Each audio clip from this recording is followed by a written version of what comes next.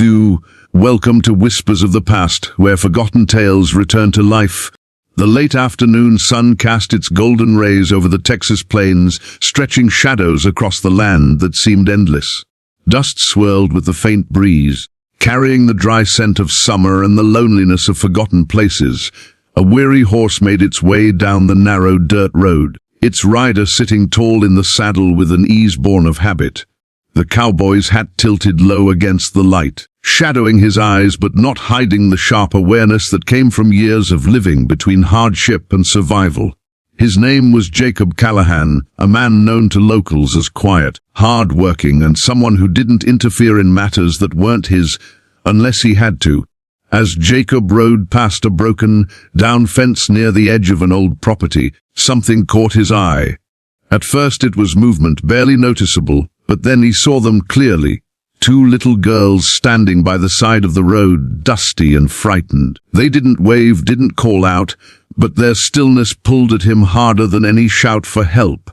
One girl, tall enough to suggest she was about 8 years old, clutched the hand of a smaller child who looked no more than 6. Their dresses were torn, shoes scuffed, and their eyes carried a kind of desperate plea that even a hardened cowboy like Jacob couldn't ignore. He slowed his horse to a halt, the leather creaking under his weight, and studied them. The older sister pushed her tangled brown hair from her face and straightened her shoulders in a way that reminded Jacob of soldiers he had seen during his years serving in the cavalry. She was scared, but she was determined to look strong. The younger girl leaned against her, thumb tucked near her mouth, wide blue eyes locked onto the stranger with a mix of fear and hope. Jacob dismounted slowly, his boots sinking into the dry earth as he approached. He kept his voice gentle, almost careful. "Are you lost, darling?" For a moment there was silence. The younger child pressed closer against her sister, hiding her face. Then, with a trembling lip but a firm voice, the older girl spoke. "No, sir, we ain't lost. We ain't got anywhere to go." Her words hit Jacob harder than he expected. He looked around, scanning the road, the fields, the horizon. No sign of parents, wagons, or even nearby homes that could explain their presence. They were alone, two fragile souls in a land that often showed no mercy. Before he could reply, the older girl took a breath, her chin lifting just slightly, as though summoning courage she didn't really have. "Please, mister," she said quietly, glancing down at her sister and then back up at him. "If somebody has to take one of us, can you take me instead of her?" The request stunned him. Jacob had fought battles, seen men beg for their lives, but he had never heard such words come from a child. The silence that followed stretched heavy between them, as if the world itself paused to listen. His jaw tightened. His throat felt dry, and for a moment he said nothing at all. He understood what the little girl meant without needing more explanation. Whatever had driven them here, whatever danger lurked in their past, she was ready to give herself up to protect her sister, and she thought he might be the kind of man who would choose one and leave the other. The weight of that broke something in him. Without another word, Jacob knelt down eye level with both girls. The dust clung to his worn coat, the smell of leather and horse surrounding him, but his eyes softened. Slowly, carefully, he reached out, not toward just one of them, but toward both. He lifted the younger girl first, steadying her small frame against his chest, then extended his other arm to the older sister. She hesitated for a fraction of a second, then allowed herself to be picked up. He rose to his full height, both children safe in his arms, and walked back to his horse. He didn't just take the older one. He took them both. Jacob placed them carefully on the saddle, the horse shifting under the added weight. He swung up behind them, his arms firm around the girls to keep them steady. The older sister sat rigid at first, uncertain if trust was something she could afford, but the younger one relaxed into his side, her small hands clutching the reins like they were lifelines. The journey back toward his ranch stretched long and quiet. The only sounds were the steady rhythm of hooves on dirt and the creak of worn leather straps. Neither child spoke for a while, perhaps unsure if this man was truly a savior or just another chapter in a story of survival. Jacob didn't push them.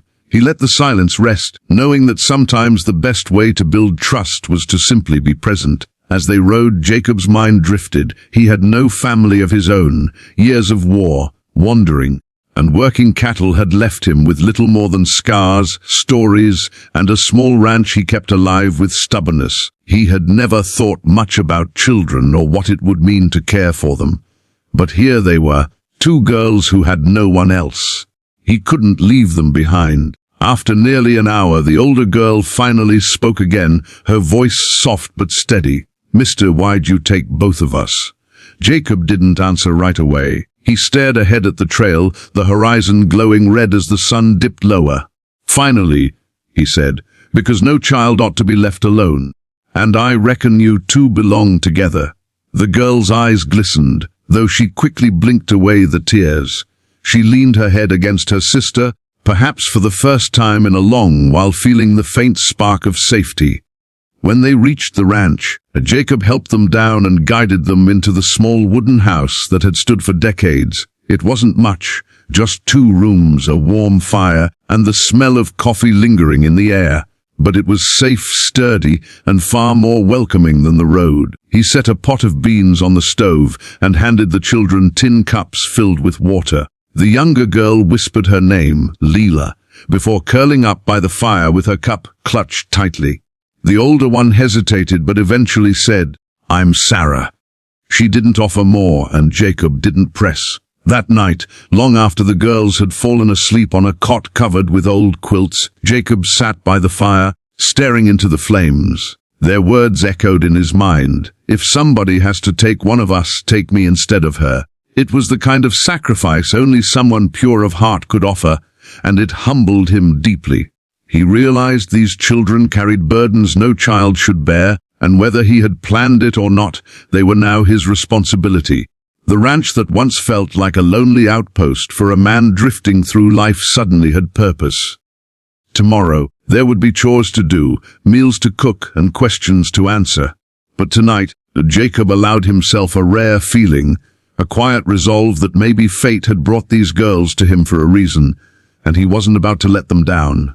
Outside, the wind howled faintly across the plains, but inside the little house, there was warmth, safety, and the first fragile threads of a new beginning. The morning sun rose over the Texas plains, casting a soft golden light on the old wooden ranch house. Smoke curled gently from the chimney as the smell of fresh cornbread drifted through the air.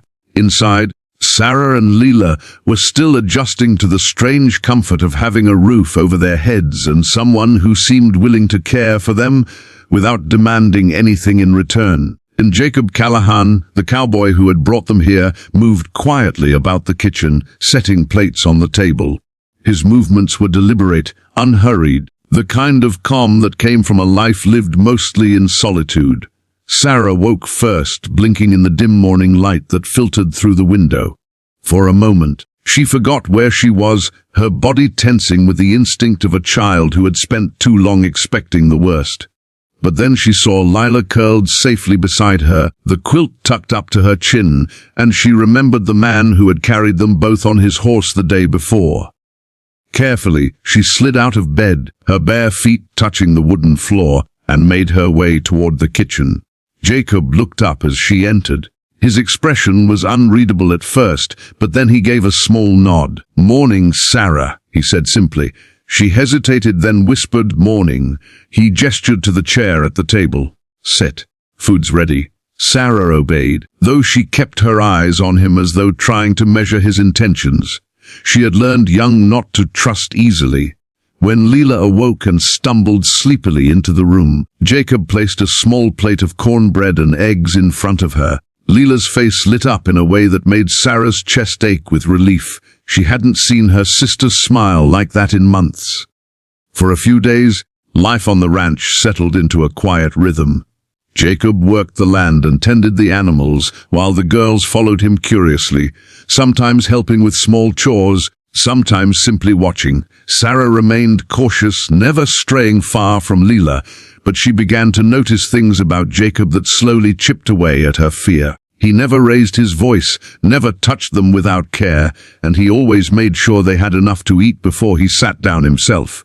Still, The past lingered like a shadow. At night, Sarah would wake from dreams of men shouting debts unpaid, and the way her father's choices had left them with nothing but fear. She never told Jacob the full truth, but he didn't push her. He simply made sure the fire stayed warm and the doors stayed locked. One evening, as the sky blazed with streaks of orange and red, trouble came riding down the dirt road. Sarah saw them first, 4 men on horses, their silhouettes cutting sharp against the horizon. She stiffened instantly, pulling Leela behind her. Jacob, who had been chopping wood by the barn, set down his axe and reached for the shotgun leaning nearby. His face remained calm, but his eyes grew cold as steel. The men rode up, their horses snorting, dust swirling around their boots. The leader, a tall man with a scar running down his cheek, tipped his hat mockingly. "Even Callahan," he drawled. "We hear you've taken in a couple of girls that don't rightly belong to you." Jacob didn't flinch. He stepped onto the porch, shotgun cradled casually in his arms. "They don't belong to anybody but themselves," he replied. The scarred man sneered. "Their daddy owed us money. When he died, the debt came due. Those girls are collateral. Hand 'em over, and we'll be on our way." Sarah's heart pounded so hard she thought her chest might burst. She held Leela close, her small body trembling. She had feared this day would come, but she hadn't expected Jacob to stand so firmly between them and danger. Jacob's voice was steady, but there was an edge in it that made the men shift uncomfortably. "Not today, and not ever. You want to settle debts, you come for me, but you ain't taking children from my land." The men glanced at each other, weighing their chances. The shotgun in Jacob's hands wasn't just for show. His stance made it clear he knew how to use it. After a tense silence, the scarred man spat on the ground and tugged his reins. "This ain't over, Callahan," he growled. "You'll regret crossing us." With that, the group turned their horses and rode off into the fading light. When the dust settled, Sarah realized she had been holding her breath. Jacob lowered the shotgun, his expression unreadable, then turned to the girls. "You two all right?" Leela nodded, though tears glistened in her eyes. Sarah swallowed hard, her voice catching. Why'd you stand up for us? You don't even know us." Jacob looked at her for a long moment before answering. "I don't need to know you. I know right from wrong. And leaving you to those men would have been wrong."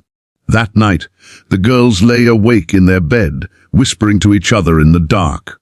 For the first time, Sarah allowed herself to believe that maybe they had found someone who wouldn't leave them behind.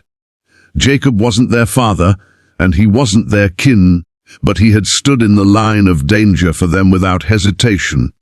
That meant more than blood. Over the weeks that followed, the ranch became more than just a place to stay. It became a home.